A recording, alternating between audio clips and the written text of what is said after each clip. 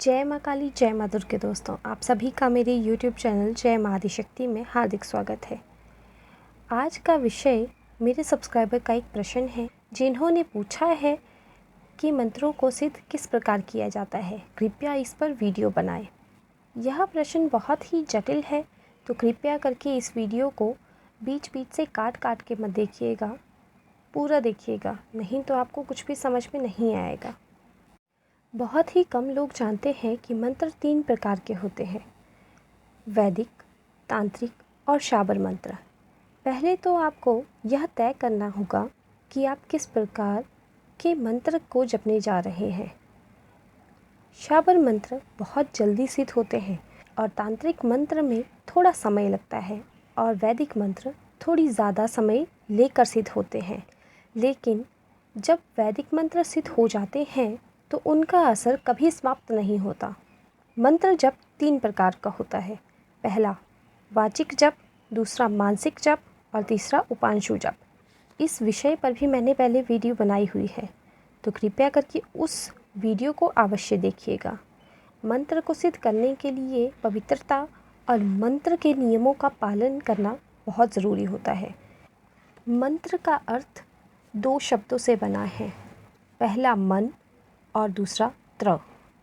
मंत्र वो है जो हमें तारने की विधि या फिर हमारे मन में संकल्प या विकल्प उठ रहे हैं, उन्हें शांत करने की विधि को कहा जाता है। उदाहरण के लिए, यदि आपके मन में एक साथ 1000 विचार चल रहे हैं तो उन सभी को समाप्त करके मात्र एक विचार को ही स्थापित करना ही मंत्र का लक्ष्य होता है।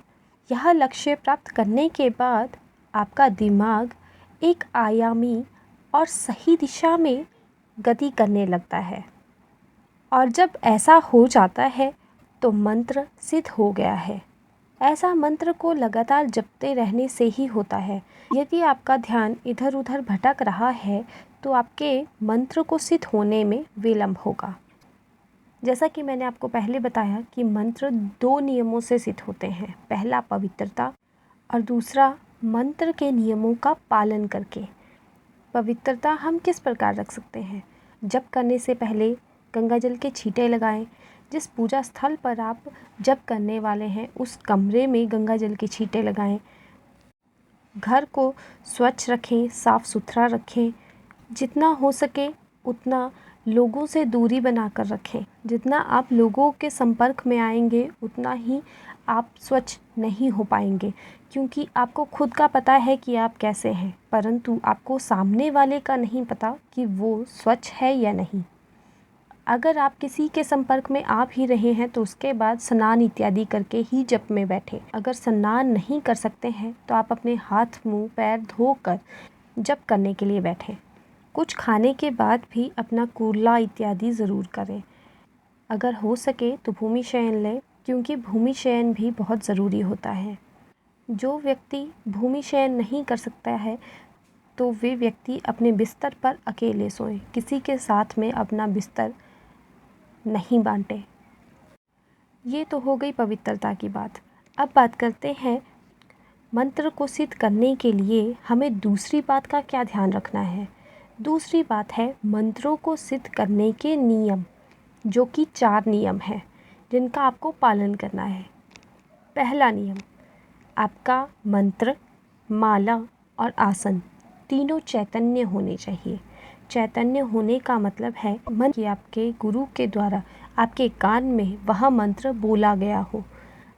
अगर हो सके तो माला और आसन भी अपने गुरु के द्वारा ही चैतन्य करवाएं और फिर उनका प्रयोग करें। अगर आप चैतन्य किए हुए आसन, माला और मंत्र का प्रयोग करेंगे तो आपके गुरु की शक्तियाँ भी आपके मंत्रों को सिद्ध करने में जुट जाती हैं और आपकी सहायता करती हैं मंत्र सिद्धि के लिए। दूसरा नियम, संकल्प करें। जब भी जाप करने बैठें तो सबसे पहले आपको संकल्प करना है। मंत्र को सिद्ध करने के लिए संकल्प करना अति आवश्यक है, क्योंकि बिना संकल्प किए आपके मंत्र सिद्ध नहीं होंगे। आपको संकल्प करना ही पड़ेगा।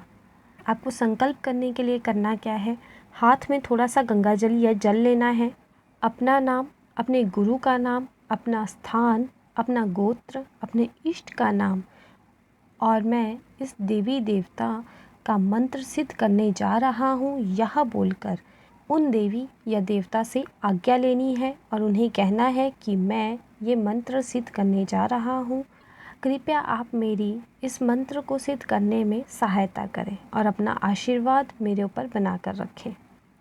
यही बोलकर उस जल को ज़मीन पर छोड़ देना है तथा अपना जाप प्रारंभ कर देना है।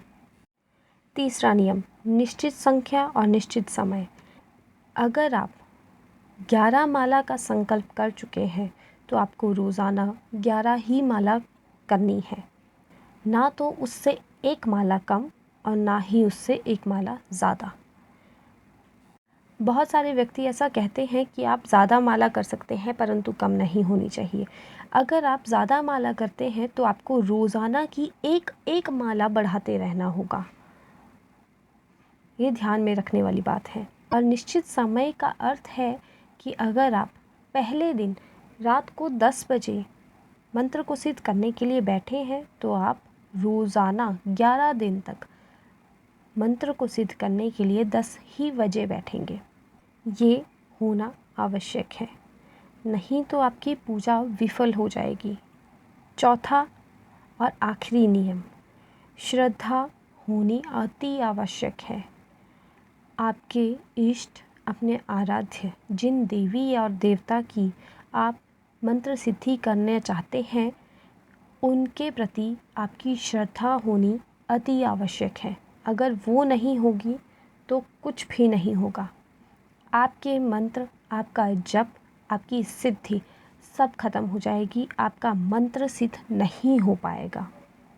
आशा करती हूँ दोस्तों कि आप लोगों को मेरे द्वारा दिया गया ज्ञान पसंद आया होगा। और अगर आपके इस विषय से संबंधित या फिर इस विषय से जुड़े हुए विषयों से संबंधित आपके कुछ प्रश्न हैं तो आप नीचे कमेंट बॉक्स में ज़रूर लिखें, जिससे मैं आप लोगों की सहायता कर सकूं।